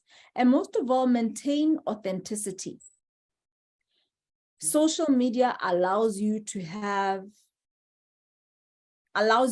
be an incredible success in the public, while you can be a dismal failure in the personal space. Being authentic does not mean you wear your emotions on your digital sleeves and everybody has to know how you're feeling on a particular day. And your social media walls are not your journals. Your social media walls are putting out there what you know can be engaged with from different perspectives, and some will not be pleasant. So think twice before you place information in the social media space, but also be approachable. People should be able to engage with you. Don't place yourself on an unnecessary high tower or high horse. It's just engagement. But also in the same breath, ensure that you have boundaries. Establish boundaries for the way you engage with social media. Take health breaks where need be. You're not addicted to social media. You don't feed off validation from the external world, but you have to also be a strong enough individual. Build your inner person such that as you show up, You are not salvaging remnants of possible validation. You know who you are engaging, knowing what you can contribute in other people. And when you contribute, when you come knowing that I'm bringing my 100% and somebody else brings their 100%, we're not saying 50-50. No, we're past that. We're past that. Bring all that you possibly can and should in particular scenarios, but do so without depleting yourself. Network such that when you walk away from an engagement, you are not left feeling drained. When you know that takes place, walk away. Walk away in whichever way you can, because the more you expose yourself in spaces that literally deplete who you are, your sense of being, your sense of worth, you will be left to try and validate that with that which does not expand you. Be fruitful, grow, multiply. Each time you're entering a business transaction, a relationship, understand, how is it that I'm going to unwa? How am I going to be fruitful? How am I going to grow? And how am I going to multiply? Don't be selfish. Understand how you can do that for other people also. Thank you so much, Gifty, and happy International Women's Month. Thank you so much, Lolo. I'm so grateful. The way you can say a lot of things in just some few minutes. That was like a whole presentation. Thank you, Lolo. So she's giving us, take care of your digital space. I mean, come with your 100, meet others at their 100, and then make sure that whatever you are portraying there, you are not so different when it comes to your personal space. Don't show us something that you are not. Be authentic. Love your authentic self. Thank you so much, Lolo. Both Lolo and Fatima have been mentioning the Africa Free Trade Continental stuff. We'll definitely have a session on that so that most entrepreneurs understand the benefits of these things, because most people are not taking advantage of it. So we'll definitely organize a session like this where we'll go deeply into that. Thank you so much. Mr. Isumu Ebenezer, can you please give us your final words? Thank you very much, Gifty, and thanks to our speakers. Once again, I say it's a privilege, I mean, to be among very powerful women. So, I mean, in a nutshell, for me, I would say that every big corporate or every big business or company, organization that we know of began small. It just did not happen overnight. It was a step-by-step journey to get to where they are. And many times I use the case of those of you who know about football, Lionel Messi. He started playing on the streets of Rosario in Argentina until he was discovered by the scouts. So the point is that do not fold arms, work, but do it bit by bit. Eventually you will get there. It's a journey, and you will definitely get to the journey. I want to also say that, you know, whenever you face challenges as a woman entrepreneur, when you have challenges, you cannot afford to give up. Remember that it was during the credit crunch of 2008 thereabout, that Uber came in. When those guys in Paris wanted a vehicle and then they didn't get a taxi, you had to delay, and then, you know, when you are pushed to the wall, your brain will begin to work. So I believe that you don't have to give up because you are facing a lot of challenges, but always remember that you have a purpose, and the purpose is that you must carry us to economic recovery as a woman entrepreneur. That is the purpose. The purpose is that you carry us to economic recovery as a woman entrepreneur. You have to go through a plan, but the plan depends on you. It can be through different kinds, just like we have different formulas for mathematical calculations, but eventually we arrived at the same destination. And I believe that if you have this belief and this hope as a woman entrepreneur, then you know that you owe us a duty, that everyone is looking up to you, just like every child looks up to the mother to suck the breast for growth and development. Thank you very much. Thank you so much, Mr. Suman. Oh, beautiful. We've had all our speakers give us like their closing remarks. I would also say thank you so much to every one of you who joined this webinar. I mean, 90% of you have stayed even till now, about even 95%. And I'm so grateful. It shows that the conversations were so relevant to you and you found them interesting. I would say thank you so much for your support. Once again, happy International Women's Month.